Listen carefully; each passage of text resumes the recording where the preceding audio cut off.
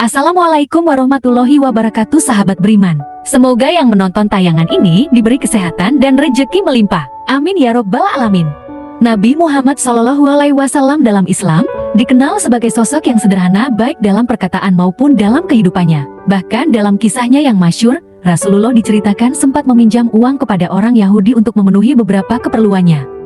Mengutip beberapa sumber, orang Yahudi tersebut bernama Zaid bin Sanah. Dia adalah pedagang terkenal pada masa itu. Selain itu, dia juga dikenal sebagai ahli Taurat yang amat disegani kaum Yahudi di Madinah. Walaupun Zaid mengetahui kabar kenabian Rasulullah SAW, sebagaimana yang tertulis dalam Taurat dan Injil, orang itu enggan mengakuinya. Maka, ketika Nabi berutang kepadanya, dia hanya melayaninya sebagai orang biasa.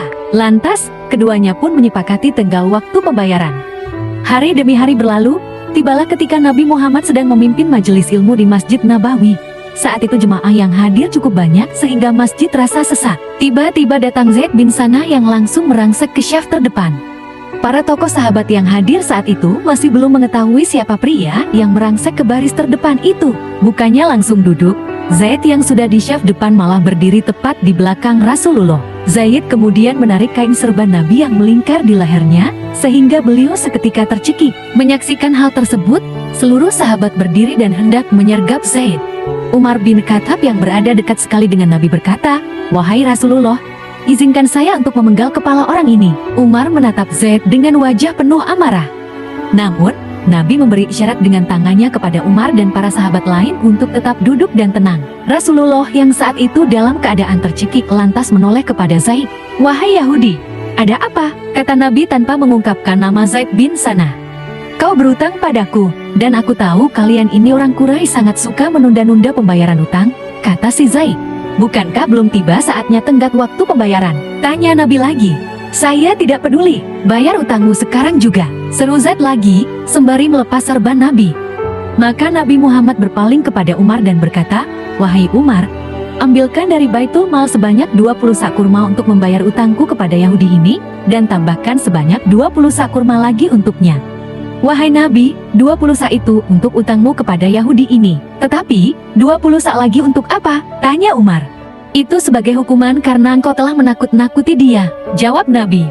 Singkat cerita, Umar pun keluar dari masjid dan berjalan menuju Baitul Mal diikuti oleh Zaid dari belakang. Sepanjang perjalanan, Umar mencoba meredam kekesalan. Sampailah Umar dan Zaid di Baitul Mal. Sahabat bergelar Al-Faruq itu lantas menyiapkan 2 karung. Masing-masing akan diisi 20 sak kurma.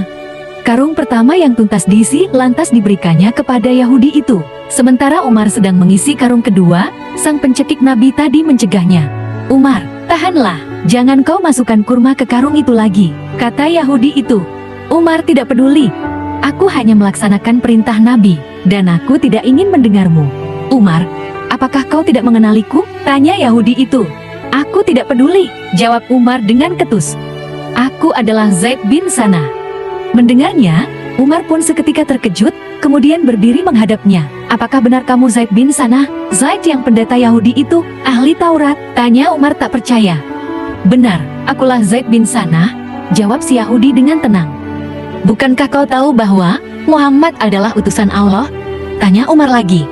"Benar, aku mengetahuinya. Tapi, coba engkau pikir wahai Umar, bagaimana mungkin aku nekat mencekik dirinya di depan kalian umat Islam yang mengimaninya sebagai nabi? Bahkan aku melakukannya seorang diri dan di dalam masjid kalian. Apa engkau pikir aku sudah gila?" ujar Zaid. "Lalu mengapa kau melakukannya?" tanya Umar. "Sungguh sebelum tadi aku datang ke masjid kalian, aku telah mendapati tanda-tanda kenabian pada diri Muhammad. Hampir seluruh tanda-tanda itu ada padanya. Hanya saja, masih ada satu tanda yang belum tampak jelas bagiku, yakni bahwa kasih sayangnya mengalahkan rasa amarahnya," jelas Zaid.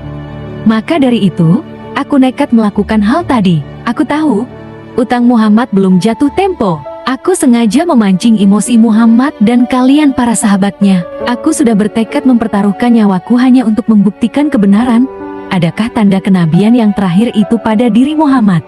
Dan kini aku percaya, ternyata benar. Kasih sayang beliau mengalahkan amarahnya. Maka saksikanlah wahai Umar, aku bersaksi bahwa tiada Tuhan selain Allah, dan aku bersaksi bahwa Muhammad itu utusan Allah." Dan pada akhirnya, Si Yahudi itu pun masuk Islam karena akhlak yang dimiliki Nabi Muhammad SAW.